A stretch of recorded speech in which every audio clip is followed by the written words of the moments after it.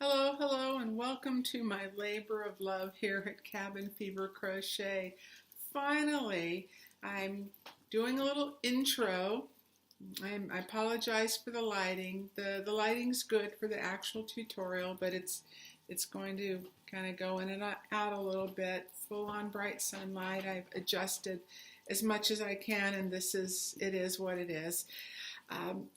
So I just want to give you a little overview and let you know that this is a bit of a lengthy one. It's going to be over an hour.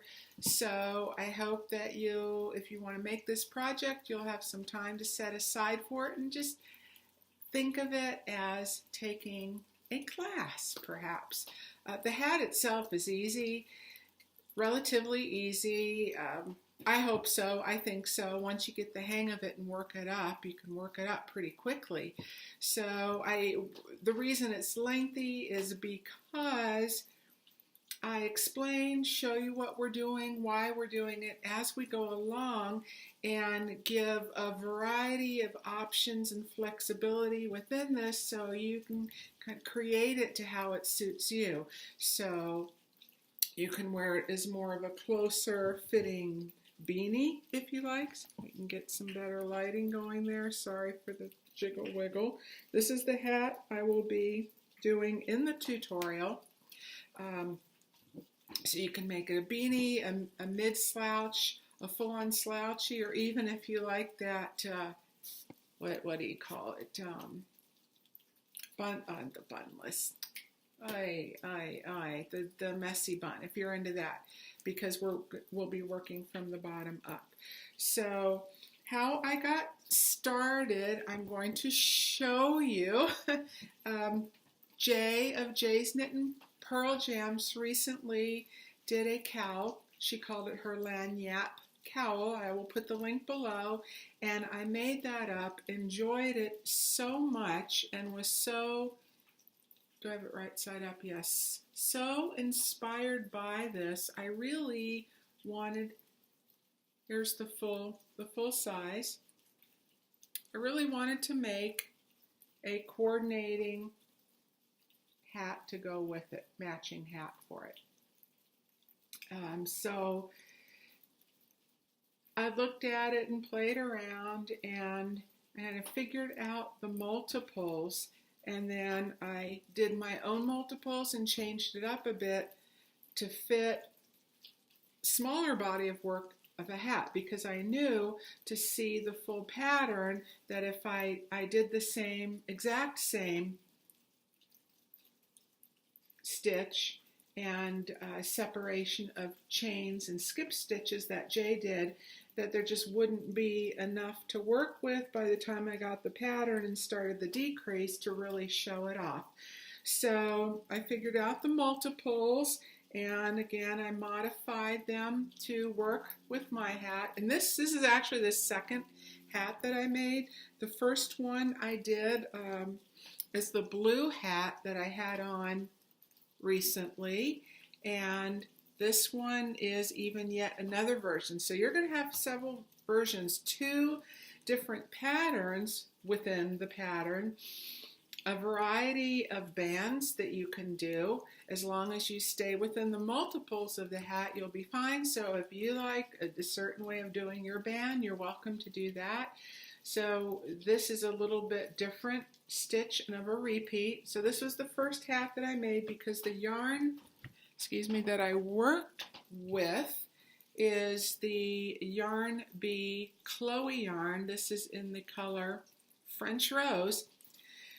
That it acts, as if you've worked with the Red Heart Unforgettable, it acts very similarly, as in that it tends to catch on itself if you try to frog it. So I knew if I needed to reconfigure and take it out a few times, that this is not a yarn that I wanted to practice with.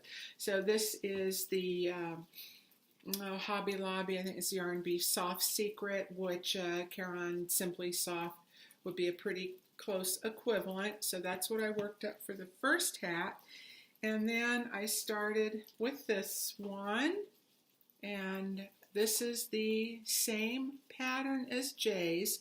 And I changed up the chains and the skip stitches a little bit to get it to fit on the hat. And then I did the decrease the same as the other hat, and I'll go through that step by step with you. But I really wanted something with a cuff where, you know, like a week and a half ago, it was still winter here. And it's so funny, we're still kind of getting to know the climate, even after being here 5 years. But one thing that is consistent, it seems like it's almost by the calendar date. When it says spring, it is spring. And it got warm over the night, but I know that this time of year can still fluctuate. So I really wanted a cuff, and I did in a weight, and I thought that would be a good transition from winter to spring. But you can do it, as I'll explain, in any weight yarn, and customize this to any size head that you want. So I will go through that with you as well. One thing I want to let you know is the way that I had sewn the center opening together. On this one, I wound up whip stitching, so down and up through each stitch around, and that gave a really nice clean finish. I rather like the way that this came out, even more so. So tell me what you think on this one. I put a button on there. Or this isn't cuffed up quite enough there. I put a button on. I don't know. I'll have to show you. Here, I'll show you on the mannequin on it. Sort of a head. Like, I just basted it on. It's not actually like cinched and knotted. I just tied a little bow on the underneath side. Tell me what you think. Do you like the look on there? Do you think it's kind of weird? Like it with or without? What do you think is better? And this smooths down. This, you know, these little styrofoam heads are much smaller than your average size head. So there, now you can really see the stitch pattern quite nicely. So that's without, there's with. Kind of like it. I kind of like it, and I kind of don't at the same time. So it's just, would like to know what you think. Oh, and before I carry on, before I forget, and I really appreciate everyone's feedback on the last video, because if you see something that could use room for improvement, I would love to hear it. And like I had mentioned, I'm all for, you know, constructive input. And so for those who mentioned that they had a hard time seeing the hat, that I was wearing this hat that I made in the Knit Crate bouncy yarn in the colorway dashboard to go with the cowl that came with that month's that came with the pattern just a few months ago. That was a cowl with the popcorn stitches. So hopefully you can see this better. And I didn't write it up. I just kind of did it as I went. I started to write it and then I changed it. But I think what I did, this is a worsted weight. It's not really a number 4, but it could be like a lighter number 4. So I just did the basic double crochet increase up to 60 stitches. And then I put in a popcorn stitch. I put in a popcorn. I think I worked in the back loop.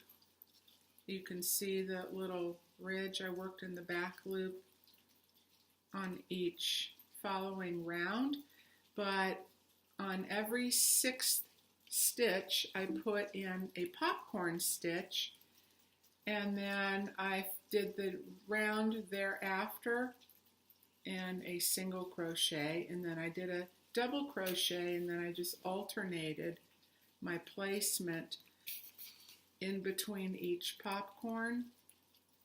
That blends in a little bit, but you can see how each one then on the next row down, they're centered in between, so it alternates the placement. So what I did as far down as I wanted to go, and then on the last few rounds, probably 4 rounds, I did in the back single crochet around in the back loop, and then looks like I just finished it simply with a single crochet. I did the reverse the crab stitch, but on this yarn, and maybe because of the back loops, I don't know, it wanted to pull and flip the band a little bit. It was, I think, too much weight or something. So anyway, I wanted to show you that a little more. So back to the hat, back to the tutorial. So the yarn I showed you I used, this, oh my goodness, kind of transition weight. This one is 70% wool, 30 viscose, which is a plant fiber pulp. So if you wanted to do an equivalent, this 3.5 ounces, 270 yards. Red Heart Unforgettable, 3.5 ounces, 270 yards. So I think if you want an acrylic version or something that was readily available almost anywhere, at least in the United States, the Red Heart Forgettable, as far as how it's a semi-roving, where it gets a little thick, little thin. The weight is very, very similar. You get the exact same amount of yardage. 2 of these balls made the cowl, and it also made the hat. And I did, okay, I even wrote down, I did a little bit different on Jay's because I used a little bit lighter weight yarn. So I believe on her she did 5 double crochets across on each side. I did 7, and I did 5 clusters across for the width and 12 cluster repeats for the length or the circumference. So in my tutorial, I'm not going to go over what Jay did exactly. I will show you and explain what I did with mine. So if you would like to have a matching cowl, and again, you could do it in any weight yarn. You could do a lighter weight version for the summer if you want.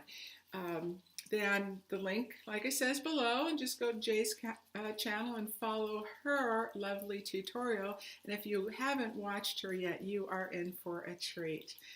So anyway, that's that. And then the second hat I made, I tried it in a different yarn. This is a cotton silk blend, and I'll explain. This shows up the stitch pattern very, very well, what I did.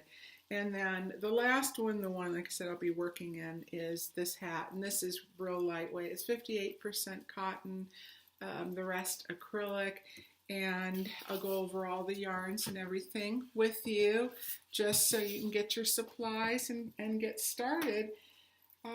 And I think that is pretty much it. So I just wanted to let you know and give you a little bit of an overview, and hopefully you'll stick around for the tutorial.